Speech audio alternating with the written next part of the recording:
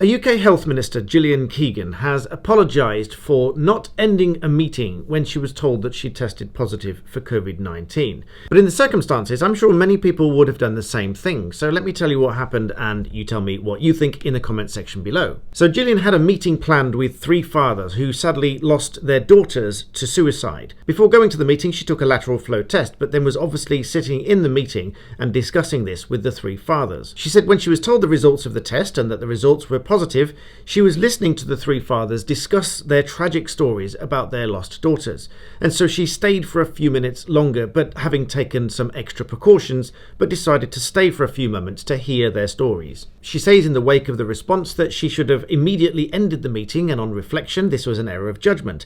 She said she fully recognises the importance of following the letter and the spirit of the policies, so wanted to be upfront about what happened and apologised for making a mistake about it. But I for one think that there are very different circumstances and very different difficulties placed upon people to make decisions in the moment and to make sound judgments in the moment.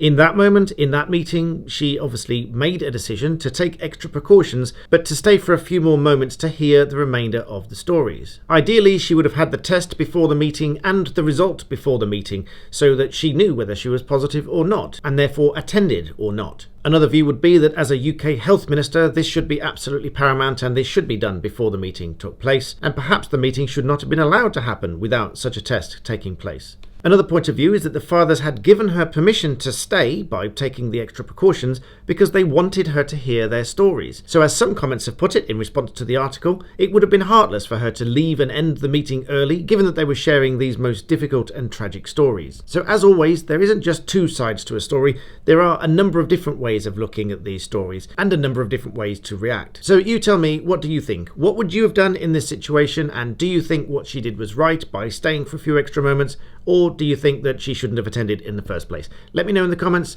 Please remember to subscribe, and thanks for watching.